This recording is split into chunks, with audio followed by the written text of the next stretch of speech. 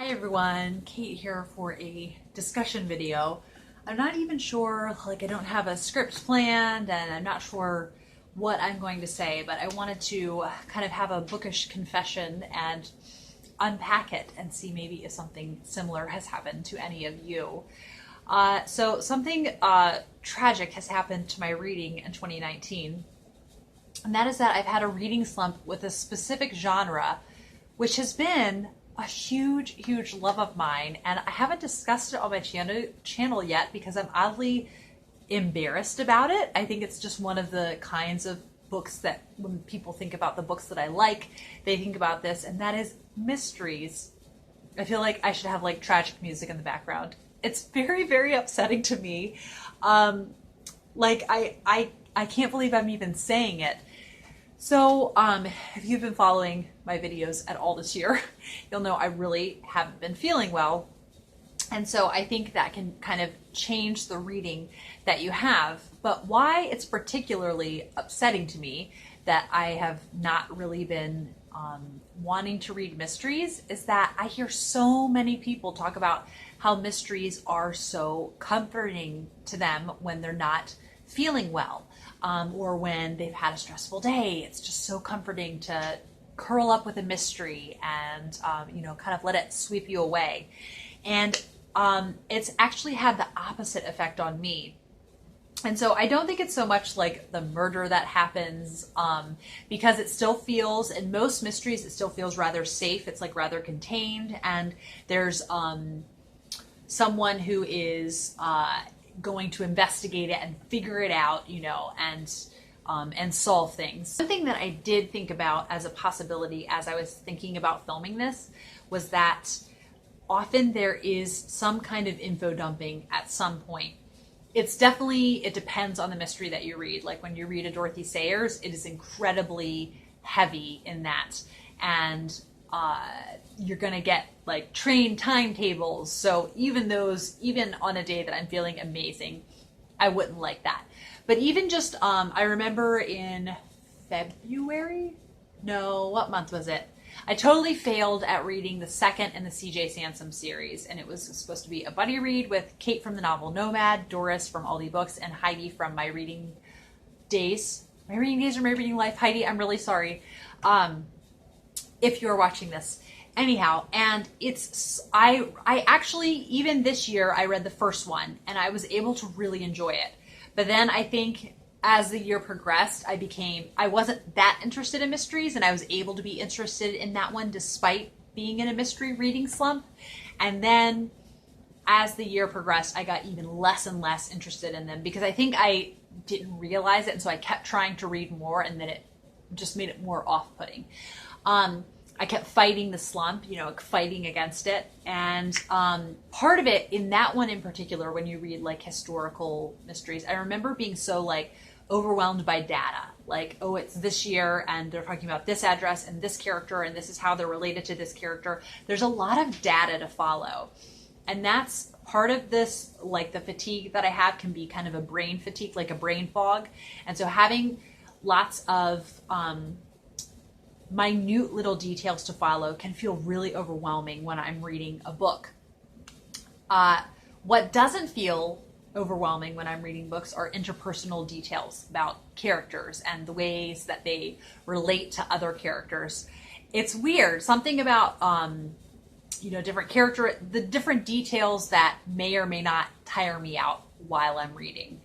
Something about that. So, like I said, I kept fighting the reading slump and being like, no, I love mysteries. It's like one of my favorite genres, and just getting really upset that I wasn't enjoying reading mysteries. And it still makes me, I'm like annoyed at this point. I'm not really upset, but I'm annoyed. Like, why can't I just, make myself like them? So then I just, I forget what, May, that was when I tried to read the C.J. Sansom. And then after that, I was like, you know what?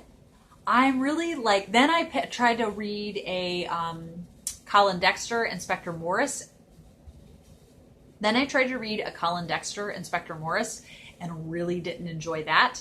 And I was like, wait a second, this is like one of my absolute favorite series. What is wrong with me? And it wasn't dragging, there was nothing in it.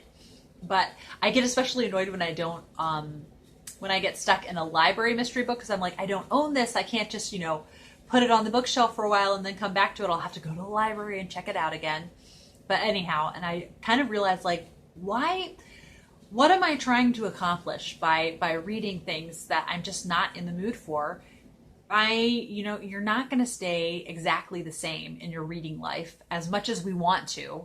Unfortunately, we're just not. You're going to have phases, and I think the sooner we have acceptance about this, the better of a reading life we're going to have, because then, I have had some books that I have absolutely loved this year that have become new favorites. And so instead of, as readers, beating ourselves up when we're not in the mood for reading, and panicking and, Adam from Memento Mori, if you're watching, I know you say there's no such thing as reading slumps. So just not beating ourselves up when we're in the mood for a different hobby or even a different kind of book. Like, it's really silly for me to be so upset, like, oh, this genre that I claim to love, like I talk about it on my booktube channel, what is wrong with me? And having this whole reading existential crisis. Just take a chill pill, take a break from it.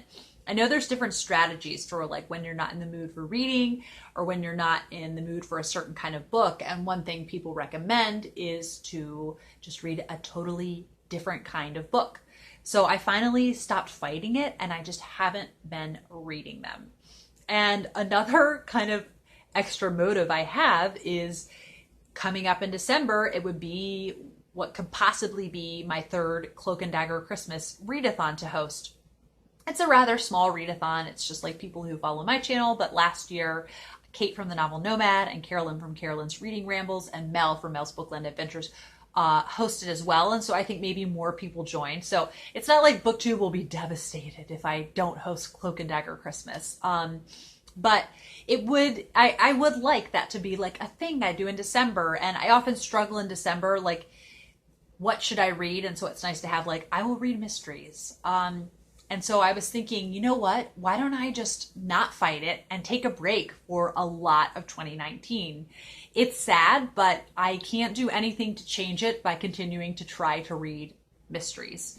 So I've just been riding it out. And my hope is by the time the end of the year gets here, I will be wanting to read it. I have had some little glimmers, I've had some little glimmers of wanting to read mysteries again. The narrator of The Scarlet Pimpernel is the same narrator who did the first 10, before he passed away, the first 10 Armand Gamache books by Louise Penny. And that has made me incredibly nostalgic for those books. And I still have, I think, 3, although I think the 4th, then I'll be 4 behind come a few months. I think another one's coming out soon. So that has made me kind of nostalgic about that. I've really, the ones that I've kind of been like, ooh, I could kind of go for one of those. That and the Agatha Raisin books. Those are the ones that I've kind of craved. So I was also talking about this with Carolyn from Carolyn's Reading Rambles, and we chat a lot on Voxer. It's really fun, and telling her how distressed I was about, just where is my love of mysteries gone? And she talked about, well, it doesn't have to be, all or nothing. You could just dip your toes in. And I think that is kind of what I've just happened to do. So this month I have been reading with Bree Hill, who's on Bookstagram also as Falling for Romance, and Carolyn from Carolyn's Reading Rambles reading. We are going to read through Phyllis Whitney. If you watched my last reading vlog, I talked about that, and we're very much excited about it. And so I have been reading The Window on the Square, and I have been absolutely loving this. So I think one component of this that hadn't occurred to me before is, there's mysteries, and then there's kind of like historical mysteries or romantic mysteries. And with historical mysteries, like I was talking about the C.J. Sansom book, those are a lot more heavy on little particular details, whereas romantic mysteries are going to be a lot more heavy on like character analysis and psychology. And so that's kind of like, that's, I think, what I need in my reading right now. And yesterday, like, I was feeling so lousy, just like laying on the couch while the boys were napping, and I just kept reading this and kept reading this. It was like so comforting. And then cue a thunderstorm and I had some tea, and it was just a lovely, lovely reading experience. So, yeah, I think, you know, going into this being a little bit creative, maybe not thinking like, well, what series should I be reading? Just dipping my toes in a little bit here and there, hopefully will kind of ease me back in. And maybe I just need to read different kinds of mysteries, like maybe procedural ones won't be as much the kinds that I'll gravitate to at first. And I'm also kind of thinking out loud, processing this, so bear with me. And the other thing I was thinking about is that I was around maybe 100 pages into Missing Joseph by Elizabeth George. I started it in like January, and I'm so sad because, again, one of my favorite series, and that was one actually that I hadn't gotten tired out reading it. I just got sidetracked. And Kate from the novel Nomad and I are like so in love with that series, and that is not so much procedural, and the relationships are a big component of it. So I think come September, I want to pick that up and try to,